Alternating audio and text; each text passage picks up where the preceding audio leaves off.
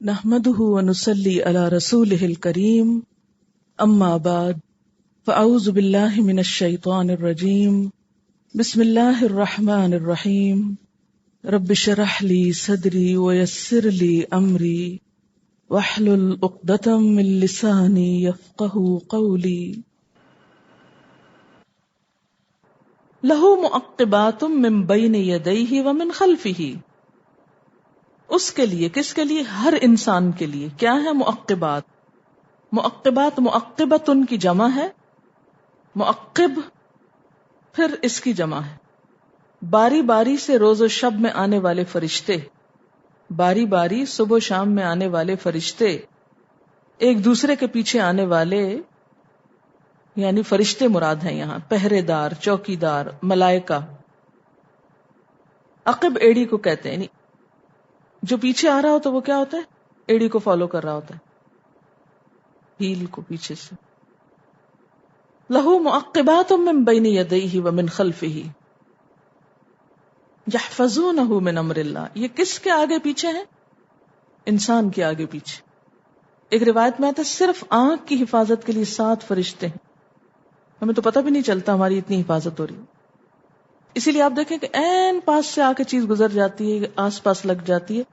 کتنے لوگوں کی آنکھیں پھوٹی ہوئی دیکھی ہیں آپ نے، اور کتنے لوگوں کی اینکیں ٹوٹی ہوئی دیکھی ہیں. وہی اینک جو انسان بناتا ہے ٹوٹتی رہتی، اور وہ آنکھ کا شیشہ جو اللہ نے بنایا اکثریت کا سلامت رہتا ہے، مر کے بھی سلامت رہتا ہے، اسی لیے ڈونیٹ کرتے ہیں. لہو معقبات من بین یدیہ، حفاظت کرنے والے، پیچھا کرنے والے آگے پیچھے موجود ہیں. یحفظونہ من امر اللہ. اچھا، یہ ایک اور حفاظت بھی ہو رہی ہے ہمارے اعمال کی کہ ہم کر کیا رہے ہیں. سورۃ طارق میں آتا نا، وَإِن كُلُّ نَفْسٍ لَمَّا عَلَيْهَا حَافِظٌ. کوئی شخص ایسا نہیں جس پہ کوئی نگران نہ ہو. ہر انسان پہ نگران مقرر ہے. کون سے؟ وَإِنَّ عَلَيْكُمْ لَحَافِظِينَ كِرَامًا كَاتِبِينَ. تم پر حفاظت کرنے والے موجود ہیں. کس چیز کی حفاظت؟ تمہاری باتوں کی جو چھپ چھپ کے کرتے ہو. سب لکھ رہے ہیں. ما يلفظ من قول الا لديه رقیب عتید. کوئی لفظ اس کی زبان سے نہیں نکلتا مگر ایک حاضر باش نگران فوراً لکھ لیتا ہے. وَإِنَّ عَلَيْكُمْ لَحَافِظِينَ كِرَامًا كَاتِبِينَ. حفاظت کرنے والے ہیں، معزز لکھنے والے، سب کچھ لکھ رہے ہیں.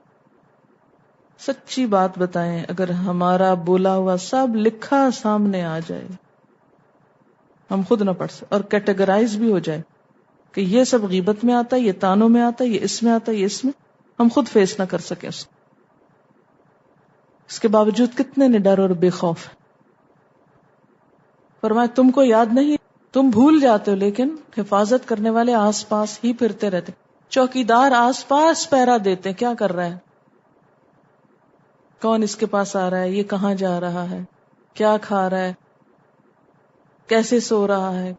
کیسے کون سا کام کر رہا ہے؟ ہم ہارڈلی کبھی یاد کرتے ہیں اس کو، اور وہ ہر وقت ہم کو واچ کر رہے ہیں، ہر وقت فوکس کیا ہوا ہم پر. حضرت ابو ہریرہ بیان کرتے ہیں کہ رسول اللہ صلی اللہ علیہ وسلم نے فرمایا تم میں رات اور دن کے فرشتے باری باری آتے ہیں. معقبات اسی وجہ سے کہا ایک کے بعد ایک آ رہا ہے. اور صبح اور عصر کی نماز میں جمع ہوتے ہیں.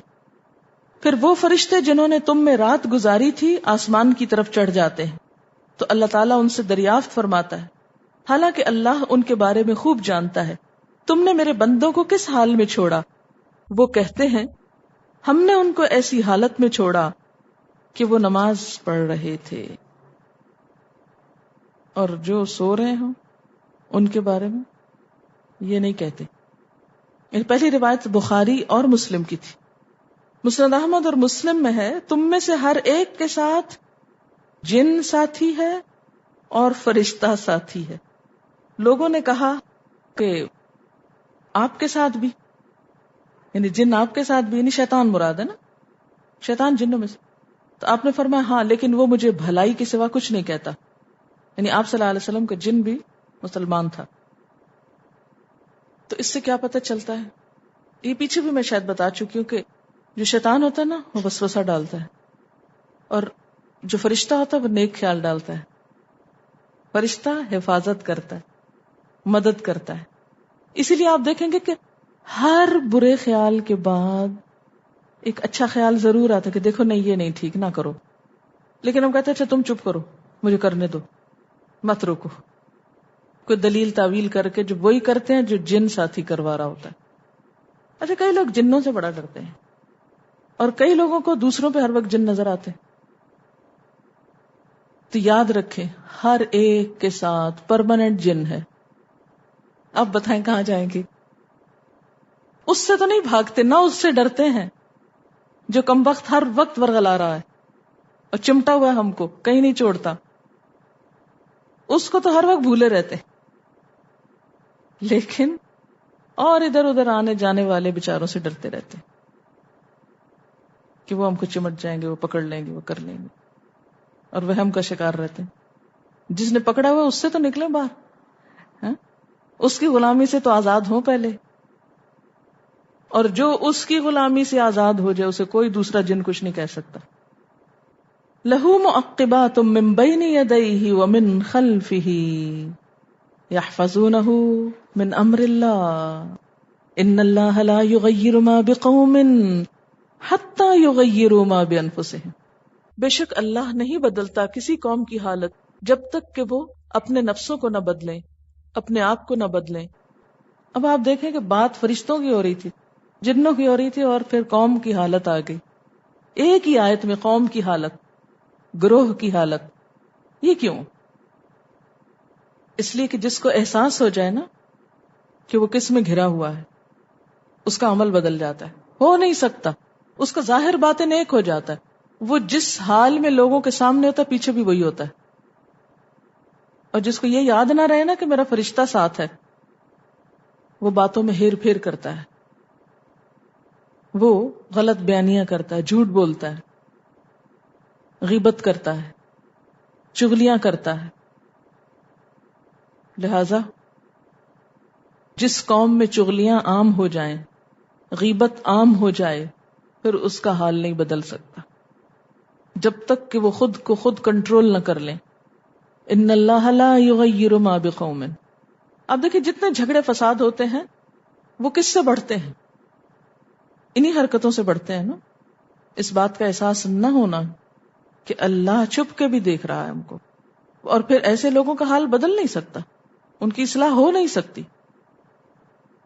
ان اللہ لا یغیر ما بقوم. جب ہم قوم بولتے ہیں نا، ہم بڑی اونچی اونچی باتیں سوچتے ہیں، قوم، نیشنلزم کی اور قومیت کی. قوم سے کیا مراد ہے؟ لوگوں کا ایک بڑا گروہ. یہ جیسے ذاتیں، برادریاں، خاندان، یہ بھی قوم ہوتی ہے. وہ جو ہمارے ووٹ بنتے ہیں یا آئی ڈی کارڈ بنتے ہیں تو اس میں لکھے ہوتے ہیں نا خانے. قومیت کیا ہے؟ ایک تو قومیت ہوتی ہے اور ایک قوم ہوتی ہے جو ذات کے معنوں میں لکھی جاتی. قوم جاٹ مثلا، یعنی برادری، خاندان کے معنی. ان اللہ لا یغیر ما بقوم حتی یغیروا ما بانفسہم. اللہ نہیں حال بدلتا کسی قوم کا جب تک کہ وہ اپنا حال نہیں بدلتے، جب تک وہ خود کو نہیں بدلتے، جب تک فرد نہیں بدلتا قوم نہیں بدلتی. وَإِذَا أَرَادَ اللَّهُ بِقَوْمٍ سُوءًا. اور جب ارادہ کرتا ہے اللہ کسی قوم کے ساتھ برائی کا، فَلَا مَرَدَّ لَهُ، پھر اس کے علاوہ کوئی پھیر نہیں سکتا اس سے. یعنی خدا جب کسی قوم کو سزا دینا چاہتا ہے تو کوئی اور روک نہیں سکتا. وَمَا لَهُم مِّن دُونِهِ مِن وَالٍ، اور اس کے سوا کوئی مددگار بھی نہیں ہوتا. یعنی افراد کے ہاتھوں میں ہے اقوام کی تقدیر. ہر فرد ہے ملت کے مقدر کا ستارہ. قوموں کی تقدیر انڈیویجول سے بنتی. جب تک ہر ایک کا عمل نہیں بدلے گا قوم کی حالت نہیں بدلے گی. سب کام نہیں کریں گے تو رخ نہیں پھر سکتا. دیکھیں نا، جتنی بھاری چیز آ جاتی ہے اس کو مل کے اتنا ہی زور دے کے ہٹانا پڑتا ہے. خدا نے آج تک اس قوم کی حالت نہیں بدلی. نہ ہو جس کو خیال آپ اپنی حالت کے بدلنے کا. مجھے سے پہلے بھی بات ہو رہی تھی نا، اللہ نے لکڑی تو پیدا کی، فرنیچر نہیں پیدا کیا. وہ آپ کو ایک لکڑی کاٹ کے بنانا پڑے گا اور ہنر بندی استعمال کرنی پڑے گی. لیکن ہم اپنے حصے کا کام بھی اللہ پہ ڈال کے کہتے ہیں اچھا وہ کر دے گا نا، وہ بہت غفور الرحیم، اللہ مالک ہے، خود ہی ہو جائے گا. اور جیسے یہ بھی ہے کہ فطرت افراد سے اغماض بھی کر لیتی ہے مگر کرتی نہیں ملت کے گناہوں کو کبھی معاف. یعنی افراد انڈیویجولی بہت نیک ہو سکتے ہیں، اچھے ہو سکتے ہیں، ان کی غلطیاں معاف ہو سکتی ہیں، لیکن جب وہ ایک قومی کردار ادا کرتے ہیں اور اس میں وہ پازیٹو رول ادا نہیں کرتے تو وہ چیز معاف نہیں ہوتی. بحیثیت قوم وہ ترقی نہیں کر سکتے. اب بھی آپ دیکھیں کہ انڈیویجولز ہمارے ہاں کئی بہت نیک ہیں، بہت بااخلاق ہیں، لیکن وہ صرف اپنی ذات کی حد تک ہے، دوسروں کو نہیں کر رہے. کچھ بہت مالدار ہیں لیکن وہ دوسروں کی غربت کا نہیں سوچتے. ہمارے عالی شان گھر اور ٹوٹی سڑکیں کیا نقشہ کھینچتی ہیں ہمارا بحیثیت قوم کی، کہ ہم صرف ذات کے لیے جیتے ہیں، قوم کے لیے نہیں. ہماری سوچ انڈیویجول ہے، خود غرض ہے، صرف اپنا بھلا چاہتے ہیں، سب کا بھلا نہیں. اسی لیے اللہ تعالیٰ جب قوم کو سزا دیتا ہے تو پھر آٹے کے ساتھ گھن بھی پستا ہے، پھر کوئی نہیں بچتا. سب پہ آندھی آتی ہے تو وہ یہ تو نہیں کہتے اچھا میں اس گھر پہ نہیں آتی، ہاں تم نکلتے تو نکل جاؤ یہاں سے، آندھی نے تو سب کو برباد کرنا ہے. هو الذی، وہ اللہ وہ ذات، یریکم البرق خوفا وطمعا، وہ جو دکھاتا ہے تم کو بجلیاں خوف اور امید کے ساتھ. یعنی ایک ہی چیز میں ڈر بھی ہے اور امید بھی ہے. اور یہ ایک فطرت کا اصول ہے، ہر جگہ یہ اصول اپلائی ہوتا ہے. ایک ہی چیز میں خوف بھی ہے اور امید بھی ہے. ایمان بھی تو ان دو چیزوں کے درمیان ہے نا. خود انسان کے اپنے اندر بیک وقت دو دو احساسات ہوتے ہیں. آپ دیکھیں اپنے بچوں سے، جیسے آپ بعض اوقات بہت امید لگاتے ہیں، بہت خوش ہوتے ہیں بڑے ہو کر یہ کریں گے، اور تھوڑی دیر کے بعد آپ مایوس ہونے انہوں نے کچھ نہیں کرنا، یہ نہیں پاس ہوتے، یہ نہیں کچھ کر کے دیتے. بزنس کے بارے میں بہت پروفٹ ہوگا، دوسرے لمحے لگتا ہے ڈاؤن ہو جائے. ایک لمحے خوش ہیں، دوسرے لمحے رو رہے ہیں. زندگی ہے ہی کنٹراڈکشن کا نام، اور ہم چاہتے ہیں وہ ایک رخ پہ رہے، یہ نہیں ہو سکتی. اچھا یہ بات اس کے بعد کیوں کہی گئی؟ اس لیے کہ ہم ہر وقت حالات کا بہانہ کرتے ہیں. آج موڈ اچھا نہیں، آج طبیعت اچھی نہیں، آج موسم اچھا نہیں، آج صبح صبح یہ بات ہو گئی تو اس لیے میرا دن خراب ہو گیا. ایسے لوگ زندگی میں کوئی کام نہیں کر سکتے جو کبھی حالات اور کبھی عادات اور کبھی افراد کا بہانہ کریں. ان سب چیزوں نے ایسے ہی رہنا ہے، انپریڈکٹیبل. کامیاب ہونا ہے تو کرتے جاؤ، کام کرتے جاؤ. ہم ہر وقت خوف اور امید کے درمیان ہیں نا. تو یہ انسان کی نفسیات کو کھول کے رکھ دیا گیا یہاں. انسان تضادات کا مجموعہ ہے. کام کرنا ہے تو اس سے اوپر اٹھ جاؤ اور کرتے جاؤ. ہم ہر وقت حالات کا شکوہ رونا روتے ہیں، ہر وقت. اور یہ اتنا اچھا اسکیپ ہوتا ہے، اتنا اچھا ایکسکیوز ہوتا ہے کچھ نہ کرنے کا. اور جس کو کرنا ہے وہ ہر حال میں کر جاتا ہے. Where there is a will پار کمزور نہیں ہونی چاہیے، پھر کچھ مشکل نہیں. وہ گر گئی تو آپ بھی گر گئے. دیکھو آسمان پہ، دیکھو قدرت کی نشانیاں. هو الذی یریکم البرق، بجلی چمکتی ہے تو روشنی بھی تو ہوتی ہے نا، اور امید بھی ہوتی ہے بارش ہوگی، اور ڈر بھی لگتا ہے ہمارے سر پہ نہ پڑ جائے. خوفا وطمعا وینشئ السحاب الثقال، اور وہی اٹھاتا ہے بھاری بادل. بادل بھی دو طرح کے ہوتے ہیں نا، ایک لائٹ بس ایسے ہی اڑتے چلے گئے، اور ایک پانی سے بھرے ہوئے، بارش کے پانی سے بھرے ہوئے بادل. وَيُسَبِّحُ الرَّعْدُ بِحَمْدِهِ، اور بجلی اس کی حمد کے ساتھ کڑکتی ہے اور تسبیح کر رہی ہوتی. یسبح الرعد، تسبیح کرتی ہے گرج، بحمدہ، اس کی تعریف کے ساتھ. یعنی بجلی جب چمکتی ہے، کڑکتی ہے، اس وقت وہ کیا کر رہی ہوتی ہے؟ اپنی کڑک میں اس کی تسبیح. وہ قرآن میں آتا نا وَإِن مِّن شَيْءٍ إِلَّا يُسَبِّحُ بِحَمْدِهِ، ہر چیز اللہ کی تسبیح کرتی رہتی. وَالْمَلَائِكَةُ مِنْ خِیفَتِهِ، اور فرشتے اس کے خوف سے. ایک دفعہ میں یہ تفسیر پڑھا رہی تھی اور عین یہ جملہ بول رہی تھی اور اتنے میں ہی کوند پڑ گئی. اچھا، کبھی بجلی چمکے کڑکے تو یہ دعا پڑھنی چاہیے. ایک تو یہی پڑھنا چاہیے وَيُسَبِّحُ الرَّعْدُ بِحَمْدِهِ وَالْمَلَائِكَةُ مِنْ خِیفَتِهِ. اور مسنون دعا ہے اللہم لا تقتلنا بغضبك ولا تہلکنا بعذابك وعافنا قبل ذلك. اے اللہ نہ قتل کرنا ہم کو اپنے غصے کے ساتھ، غضب کے ساتھ، اور نہ ہلاک کرنا ہم کو اپنے عذاب کے ساتھ، اور ہمیں عافیت میں رکھنا اس سے پہلے ہی، ہم کو بچا لینا، ناراض نہ ہونا ہم سے. اور میسج یہاں کیا ہے کہ بجلی اپنی کڑک میں بھی تسبیح کر رہی ہے اور فرشتے کڑک سن کے تسبیح کر رہے ہیں. تو تم کڑکتے حالات میں کیوں تسبیح بھول جاتے ہو؟ ہم جب مشکل حالات آتے ہیں سب سے پہلے تسبیح بھولتے ہیں، اللہ کی یاد بھولتے ہیں. یہ تکلیف دہ حالات بھی کڑک کی طرح ہوتے ہیں، لیکن اچھے انسان فرشتوں کی طرح کڑک کے وقت بھی تسبیح کرتے ہیں. وَيُرْسِلُ الصَّوَاعِقَ، اور وہ بھیجتا ہے بجلیاں، فَيُصِيبُ بِهَا مَن يَشَاءُ، پھر جس پہ چاہتا ہے ان کو پہنچا دیتا ہے. کڑکتی بجلیاں، بھسم کرتی بجلیاں. صاعقہ آپ کو یاد ہے نا کون سی بجلی؟ گر کر بھسم کرنے والی. رات سے مختلف ہے، رات گرج کو زیادہ تر کہتے ہیں، گر گر گر گر ہو رہی ہے. اس کے بعد کڑک ہوتی ہے زور سے، پھر بجلی گر رہی ہوتی، تو یہ صواعقہ اس کو کہتے ہیں جو بعد میں آتی. فرمایا وہ بجلیاں بھیجتا ہے، پھر جس کو چاہتا ہے اس تک وہ پہنچا دیتا ہے، ان کے اوپر جا گرتی ہیں. وَهُمْ يُجَادِلُونَ فِي اللَّهِ، اس حال میں کہ وہ اللہ کے بارے میں جھگڑے کر رہے ہوتے ہیں. بعض اوقات لوگ خدا کے وجود پہ بحثیں کر رہے ہوتے ہیں کہ اچانک ان پہ ٹوٹ پڑتی ہے بجلی. اور یہ بجلی سے مراد یہ بھی ہو سکتا ہے نا اچانک خدا کی گرفت آ جاتی. وہ شدید المحال، اور وہ بہت سخت گرفت کرنے والا ہے، بہت سخت پکڑنے والا ہے. نہ جا اس کے تحمل پر کہ بے ڈھب ہے پکڑ اس کی، ڈر اس کی دیر گیری سے کہ ہے سخت انتقام اس کا.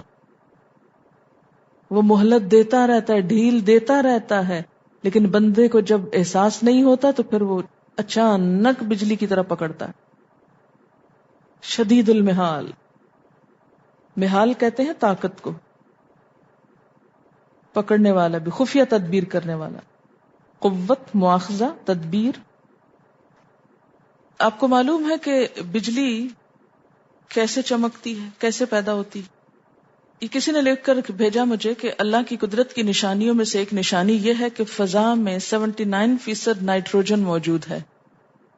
79% نائٹروجن ہے، جس کا مضبوط بونڈ ٹوٹنے سے بجلی پیدا ہوتی ہے، اور اس کی ایک چمک کی طاقت 50 کروڑ ہارس پاور ہے. یہ ہارس پاور ناپتے نا جس سے آپ کے انجن چلتے ہیں. تو عام کسی گاڑی کا ہارس پاور کیا ہے؟ ڈیپینڈ کرتا ہے کہ کتنی بڑی گاڑی ہے. میکسیمم کیا ہوتا ہے؟ 4-5، میکسیمم 4-5. اب آپ خود سوچیں کہ ذرا اندازہ لگا لیں کہ جس طاقت سے آپ کی گاڑی چلتی ہے، جب بجلی پیدا ہوتی تو اس سے جو طاقت نکلتی، یہ جو طاقت پیدا ہوتی ہے 50 کروڑ ہارس پاور ہے. تو اس سے آپ اندازہ لگائیں کہ کتنی بڑی مقدار میں ایک طرح سے اس سے انرجی پیدا ہوتی. تو اس وقت بھی اتنی طاقت آ جانے کے باوجود وہ کیا کر رہی ہوتی؟ یسبح الرعد بحمدہ، اللہ کی تسبیح کر رہی ہوتی. ہمارے پاس اگر 4 سے 5 ہزار پاور کی گاڑی آ جائے تو کتنی تسبیح ہوگی اس پر بیٹھ کر، اسے چلاتے ہوئے کتنی تسبیح ہوتی. پھر یہ فرق دیکھیں نا کہ انسان کو جب اللہ طاقت دیتا ہے تو وہ اس طاقت کا کیا استعمال کرتا ہے، اور دوسری کائنات کو جب اللہ طاقت دیتا ہے تو وہ اسی کی حمد و ثنا کرتی ہے. کسی انسان کے بس میں نہیں، دنیا میں ابھی تک کوئی ایسی چیز نہیں کہ جس سے آپ اتنی انرجی پیدا کر سکیں. فرمایا لہو دعوت الحق، اسی کو پکارنا سچ برحق. والذین یدعون من دونہ، اور وہ جو اس کے سوا دوسروں کو پکارتے ہیں، یعنی دوسروں کی طرف جاتے ہیں، کسی اور سے دعائیں مانگتے ہیں، لا یستجیبون لہم بشیء، وہ ان کو کچھ بھی جواب نہیں دے سکتے. من دونہ میں کون کون آ جاتے ہیں؟ سب بزرگ بھی آ جاتے ہیں، نیک لوگ بھی آ جاتے ہیں. کوئی بھی چیز جسے انسان اللہ کے سوا پکارے، اس کا نام کچھ بھی ہو سکتا ہے، خواہ وہ پیغمبر ہوں، اولیاء ہوں، بزرگ ہوں، صالح ہوں، کوئی بھی ہوں. فرمایا صرف اللہ کو پکار سکتے. لہو دعوت الحق، سچی بات کیا ہے؟ صرف اس کو پکارنا، صرف اس سے مانگنا. اور وہ لوگ جو اس کے سوا کسی دوسرے سے مانگتے ہیں، کسی دوسرے کو جا کے پکارتے ہیں، اس میں وہ بھی شامل ہے جو کسی قبر میں ہو. فرمایا لا یستجیبون لہم بشیء، وہ ان کو کوئی جواب نہیں دے سکتے. الا، مگر. ان کا حال کیا ہے پکارنے والوں کا؟ یہ ایسے ہی ہیں جیسے کا باسط کفئی، اس شخص کی طرح جو اپنی ہتھیلی پھیلائے، سیدھا کریں. کر لیا آپ نے؟ یعنی جو اللہ کے سوا کسی اور کو پکارتے ان کی مثال ایسی ہے جیسے کوئی اپنی ہتھیلی کو پھیلائے. الالماء، کس کی طرف پھیلائے؟ پانی کی طرف. اچھا، پھیلے ہوئے ہاتھ سے پانی اٹھائیں، لیبلغ فاہ، تاکہ اس کے منہ تک پہنچے. کیا پہنچا؟ کچھ نہیں. وما ہوا ببالغ، اس کو پہنچنے والا ہی نہیں. اللہ کے سوا کسی دوسرے کو پکارنا ایسا ہی بے معنی کام ہے جیسے کھلے ہاتھ سے پانی اٹھانا. اول تو ہاتھ میں پانی ویسے ہی کم چڑھتا ہے، اور اگر اس کو کھول دیا جائے، باسط تو پوری طرح پھیلا دیا جائے تو کچھ بھی نہیں چڑھے گا اس پر. ایسے پانی پینے والے کی پیاس ساری زندگی نہیں بجھ سکتی، خواہ وہ سمندر کے کنارے بیٹھا ہو، کچھ نہیں حاصل ہوگا اس کو. اچھا، باسط کا زیادہ گہرا معنی کیا ہے؟ یوں بھی کھلا ہے، یوں بھی کھلا ہے. اب آپ لیجئے تو انگلیوں سے سارا بہہ جائے گا. اس طرح تو اٹھے گا بھی کچھ نہیں. باسط میں مزید یہ بھی آتا ہے، پانی تو بہہ جائے گا، کچھ ہاتھ نہیں آتا. لیکن اس کے باوجود معلوم نہیں لوگ دوسروں کو جا کے ان سے کیا کہتے ہیں، کیوں کہتے ہیں. جو قبر میں سوئے ہوئے ہیں، آرام کر رہے ہیں، خواہ جاگ رہے ہیں یا سوئے ہوئے ہیں، لیکن ایک دیوار تو ہے نا بیچ میں. ہم عموماً یہی کہتے ہیں نا کہ ہم قبر والوں کے پاس اس لیے جاتے ہیں کہ ان کو کچھ باتیں کہتے ہیں، وہ آگے پہنچاتے ہیں. اللہ تعالیٰ فرماتے وہ کوئی جواب ہی نہیں دیتے تم کو، وہ تو اپنی دنیا میں مست. وما دعاء الکافرین، اور نہیں پکار کافروں کی، الا فی دلال، مگر گمراہی میں، گم شد، ختم. جہاں سے اٹھی وہیں کہیں کھو گئی، وہاں پہنچی نہیں، ٹارگٹ پہ گئی نہیں تو رستے میں ہی گم ہو گئی نا.